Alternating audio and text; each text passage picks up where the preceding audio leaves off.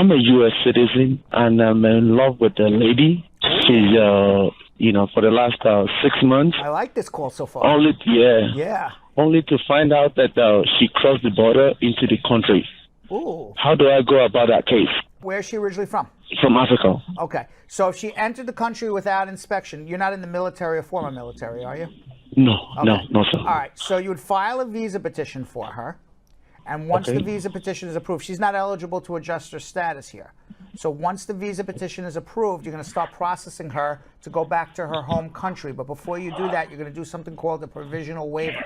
Provisional waiver, the reason why people are terrified to go to their home countries to pick up their green cards is there's a law that says if you resided in the United States out of status for more than 1 year and you leave for any reason, including to go back and get a green card to your home country, you can't come back for a decade. So everybody's terrified to go home because they don't want to get stuck. There's no law that says if you entered the country without inspection, you go home, you can't come back. So it's not the entry without inspection that's the problem. It's the I lived in America undocumented for more than a year is the problem. If you do a provisional waiver and you get that provisional waiver approved while she is physically present in the United States, she goes home with that waiver.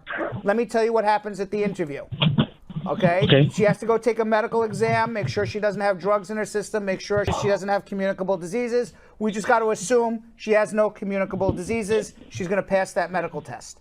Number two, she goes in, where's your affidavit of support? You don't let her go with a bad affidavit of support. She goes with a good affidavit of support.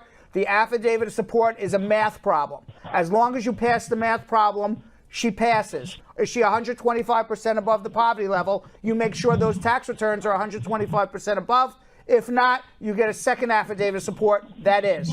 Affidavit of support problem is no longer a problem. Number three, are you in a real marriage with Ola? You just got on the phone and the first words out of your mouth are, I'm in love with this woman. I am sure we'll be able to prove that this is a real marriage. And then lastly, has she ever committed fraud? Has she ever lied? Does she have a criminal record? I'm going to assume she has no fraud, no criminal record, never lied to the government. She has a waiver.